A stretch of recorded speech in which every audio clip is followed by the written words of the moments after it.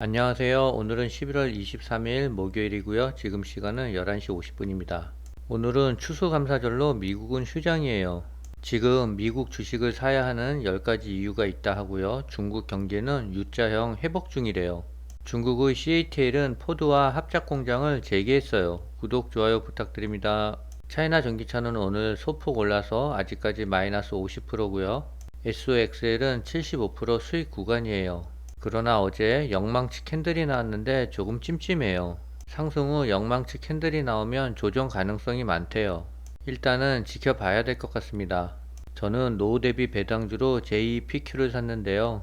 JEPI로 갈아타야 될 것 같아요. 아무래도 S&P 500을 추정하는 JEPI가 증시가 하락할 때 좀 더 안정적으로 방어할 것 같아요. 두산 로보틱스가 전고점에서 조정을 보이고 있는데요. 매도 물량이 좀 많은 것 같아요. 5만원 중반까지 조정을 보이다가 다시 재상승할 것 같습니다. 그래프 모양이 찻잔형 같아요. 손잡이만큼 조정 보이다가 다시 재상승할 것 같습니다. 한국경제 김현석 특파원이 미국 주식을 살 10가지 이유에 대해서 말했는데요. 첫 번째는 미국 경제는 탄력적이다. 미국 경제는 불황이 아닐 뿐만 아니라 2023년에 강력한 상승을 이루었대요. 두 번째로는 추수감사절과 관련된 비용이 감소하고 있다. 휘발유 가격과 항공료가 하락하며 올해 미국인들이 친구 및 가족들과 함께 여행하는 것이 2022년보다 저렴해졌대요. 세 번째로는 인플레이션은 1년 전 정점을 찍었다. 소비자 물가는 2022년 6월 9.1%에서 지난달 3.2%까지 떨어졌대요.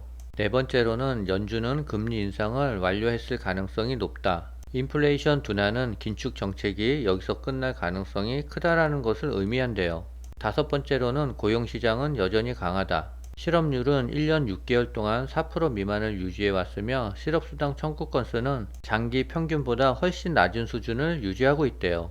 여섯 번째로는 대부분의 미국인은 고정금리 모기지를 가지고 있다. 미국 주택 소유자의 80%가 고정금리 모기지를 가진 것으로 추산된대요. 이들은 팬데믹 기간 금리가 낮을 때 융자를 받아서 대부분 금리는 4% 미만 또는 심지어 3% 미만도 있대요.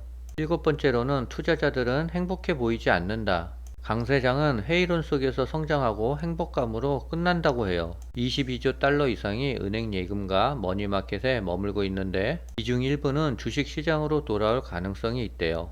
여덟 번째로는 기업 실적은 견조하다.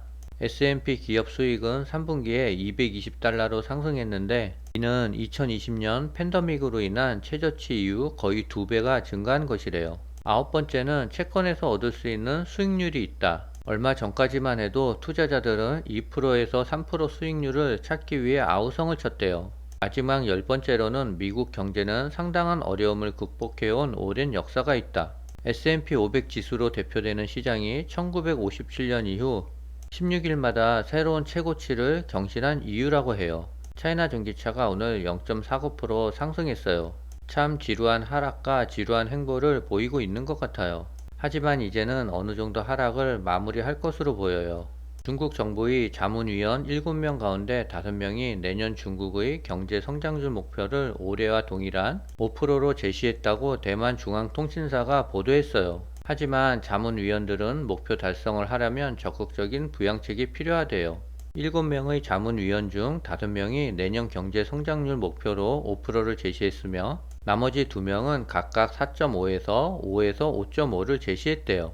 제시한 내년 경제 성장률 목표는 달랐지만 대다수 자문위원은 목표 달성을 위해서는 당국이 더욱 적극적인 재정 부양책을 내놓아야 한다고 입을 모았대요. 올해 목표 5% 성장을 달성하더라도 이는 기저효과 때문으로 내년에는 올해 수준의 성장을 이루려면 더 많은 경제 촉진책이 필요하다라고 했어요. 중국은 올해 1분기에 4.5%, 2분기에는 6.3%, 3분기에는 4.9% 성장률을 기록했는데요. 글로벌 금융기관들은 3분기 경제 성장률이 예상치를 상회했다며 올해 중국이 5% 초반대의 성장을 이룰 수 있을 것으로 전망했어요. 하반기 중국 경제가 완만한 U자형으로 회복하고 내년에도 상승세가 지속될 것이라는 전망이 나왔어요. 제조업과 인프라 분야의 투자 확대를 통한 고용이 증가하고 이는 다시 소득 증가와 소비 확대의 선순환으로 이루어질 것이라는 예측이래요. 중국 경제 회복에 걸림돌이 되고 있는 부동산 부분은 대출 규제 완화로 거래가 점차 활성화될 것이라는 기대감도 있대요. 반면 대중국 제재가 지속되고 글로벌 경기 부진과 지정학적 위험이 장기화될 경우 중국 경제에 부담으로 작용할 가능성이 있대요. 중국 정부는 부동산 부양에 팔을 걷어붙였대요. 중국 정부가 대형 부동산 기업 50곳을 추려 화이트리스트를 만들고 자금 조달 등을 지원하는 방안을 준비 중인 것으로 알려졌어요. 특히 비구이 위안 등 유동성 위기로 부실기업 꼬리표를 달게 된 기업들도 리스트에 포함될 것으로 예상된다며 중국 경제가 부동산 리스크에서 벗어날 수 있을지 시장이 촉각을 곤두세우고 있대요. 22일 중국 매체에 따르면 이번 화이트리스트에 비구이 위안을 비롯한 스마오, 룽창 등 위기에 직면한 대형 부동산 기업과 룽후 등 우량 기업이 포함될 것으로 보인대요. 화이트리스트에 포함된 기업들에 대한 자금 조달 지원은 내년 1월부터 이루어질 것으로 보인대요. 한편 화이트리스트 소식으로 부동산 관련주에는 오랜만에 훈풍이 불고 있대요. 중국 선전시가 부동산 시장을 살리기 위해 주택 구입 규제를 추가로 완화했다라고 블룸버그 통신이 보도했어요.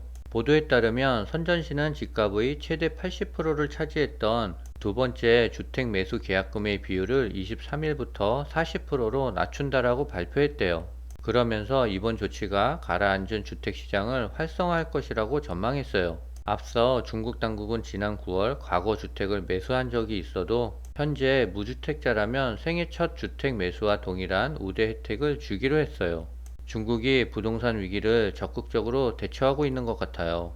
2025년 전기차 배터리 가격이 40%가량 급락해 내연 기관차와 제조 원가가 비슷해질 것이라며 이는 전기차 수요를 촉발할 것이라고 골드만삭스가 예측했어요. 이후에도 가격 하락은 이어질 것으로 골드만삭스는 내다봤어요. 2030년까지 평균 11%가 하락해 킬로와트 시당 72달러가 될 것으로 예측했어요. 이런 추세라면 2020년대 중반 정도에는 보조금 없이도 전기차가 가솔린 자동차와 제조 원가가 비슷해지며 판매량도 늘어날 것이래요.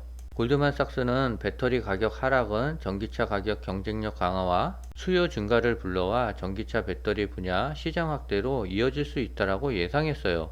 전기차가 대중화되려면 배터리 가격이 많이 내려가야 될 것 같아요.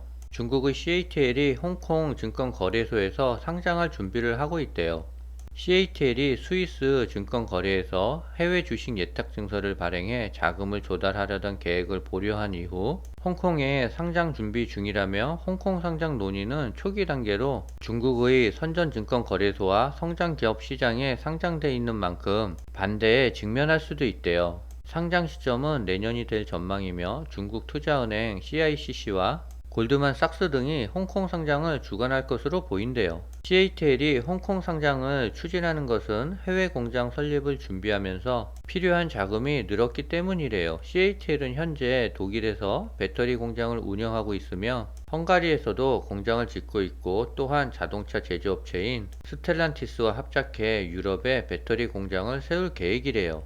스텔란티스와 중국 CATL이 유럽 내 전기차 및 배터리 생산을 위한 합작 투자사 설립을 논의하고 있다라고 22일 밝혔어요. 양사는 유럽 내에서 전기차 생산을 위한 LFP 배터리 셀 및 모듈 공급에 대한 예비 계약을 체결하고 이 지역에 5대5 합작 투자 설립을 고려하고 있대요.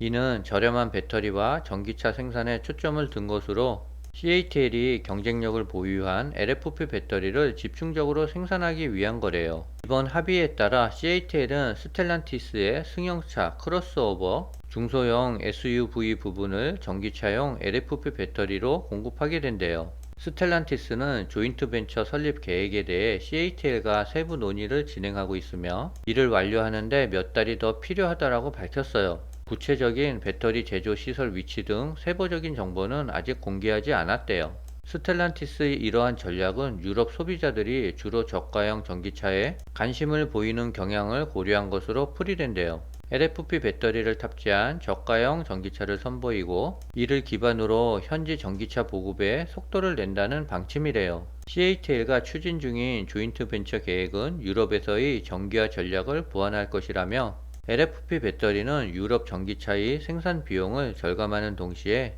고급 전기차에 들어가는 NCM 배터리 생산량을 유지하는 데 도움이 될 것이라고 말했대요.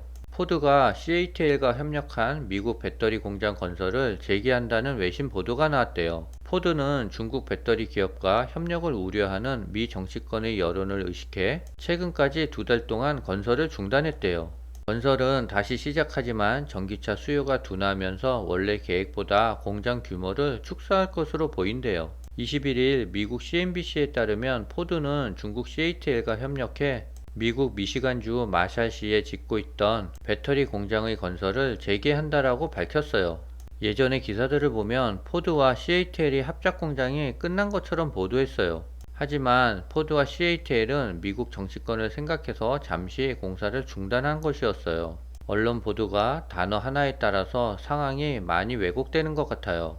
테슬라와 전기차 시장에서 1위 싸움을 벌이고 있는 중국 비아디가 내년에 400만 대 생산이라는 공격적인 목표를 공개하며 한국 배터리 기업 및 전기차 부품 기업과 협력을 확대할 것을 시사했대요. 비아디와 KG 모빌리티 간 배터리팩 생산 협력에 이어 중국의 지리그룹 산하 포스타가 르너코리아 자동차 부산 공장에서 전기차 생산 계획을 발표하는 등 한중 전기차 업계에 협력하는 분위기가 확산되고 있대요. 한편 글로벌 전기차 투자 정체기에 비아디의 공격적인 행보는 글로벌 전기차 시장 톱3를 목표로 2030년 364만 대 생산을 계획하고 있는 현대자동차 기아의 전기차 전략에 적지 않은 영향을 줄 것으로 보인대요. 내년에 전기차 수요가 위축될 것을 우려해 다른 나라들은 투자를 줄이고 있는데요. 중국 업체들은 오히려 투자를 강화하고 있어요. 오늘은 미국장이 휴장이어서 별 재미는 없는 것 같아요. 그래도 오늘은 자면서 주가를 보지 않아도 되니 꿀잠을 잘 수 있을 것 같아요.